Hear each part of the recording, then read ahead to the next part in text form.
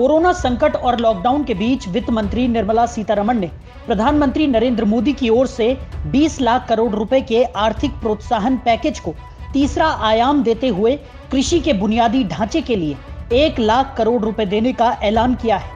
वित्त मंत्री निर्मला सीतारमण ने कहा कि कृषि परियोजनाओं को इसका लाभ मिलेगा।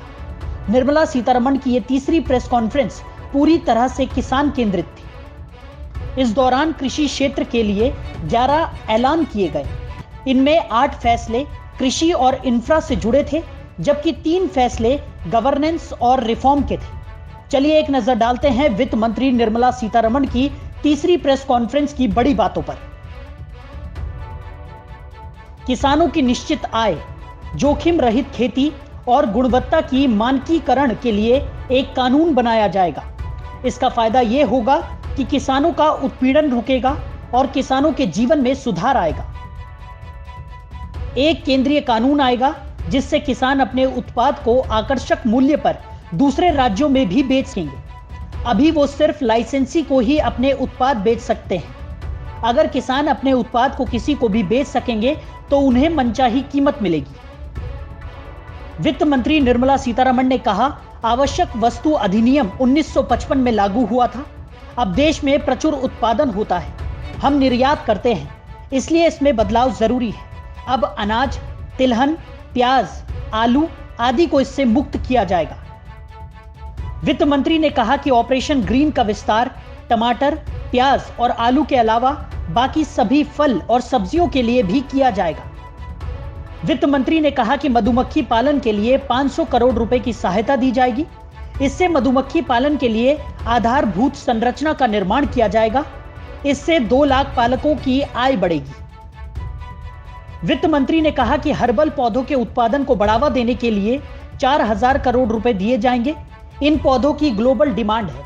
लगभग 10 लाख हेक्टेयर में हर्बल प्रोडक्ट्स की खेती होगी। इससे 5000 करोड़ की आय किसानों को होगी। गंगा के किनारे 800 हेक्टेयर भूमि पर हर्बल प्रोडक्ट्स के लिए कॉरिडोर बनाया जाएगा। वित्त मंत्री ने कहा कि animal husbandry infrastructure development fund में 15,000 करोड़ रुपए का प्रावधान किया गया है। दूध उत्पादन और वैल्यू एडिशन के लिए पैसे खर्च किए जाएंगे। वित्त मंत्री ने कहा कि 53 करोड़ पशुओं के टीकाकरण की योजना हम लेकर आए हैं। इसमें लगभग 13,343 करोड़ रुपए खर्च होंगे। वित्त मंत्री ने कहा कि 20,000 करोड़ की प्रधानमंत्री मत्स्य संपदा योजना, जिसकी घोषणा बजट में की गई थी, कोरोना की वजह से इसे तत्काल लागू किया जा रहा है। इसमें समुद्री और अंतर्देशीय मत्स्य पालन के लिए और 9,000 करोड़ रुपए इंफ्रास्ट्रक्चर के विकास के लिए लगाया जाएगा। मछुआरों को नई नौकाएं दी जाएंगी। 55 लाख लोगों को रोजगार मिलेगा। इससे भारत का निर्यात दोगुना बढ़कर 1 लाख करोड़ रुपए का हो जाएगा। अगले 5 साल में 70 लाख टन अतिरिक्त मत्स्य उत्पादन होगा। 1 लाख करोड़ रुपए का कृषि आधारभूत ढांचा बनाने के लिए योजना लाई गई है। इससे किसानों की आय बढ़ेगी।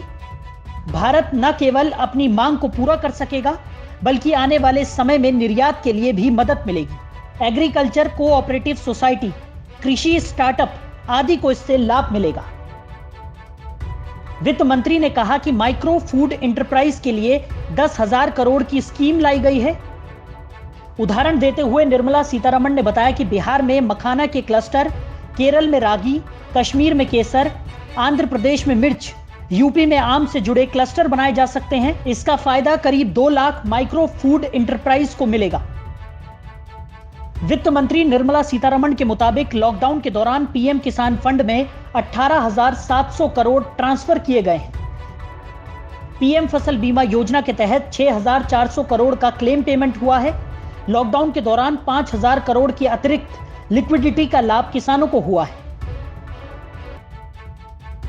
वित्त मंत्री निर्मला सीतारमण ने बताया कि लॉकडाउन के दौरान भी किसान काम करते रहे। छोटे किसानों के पास 85% खेती है। Video desk अमरउजाला.com।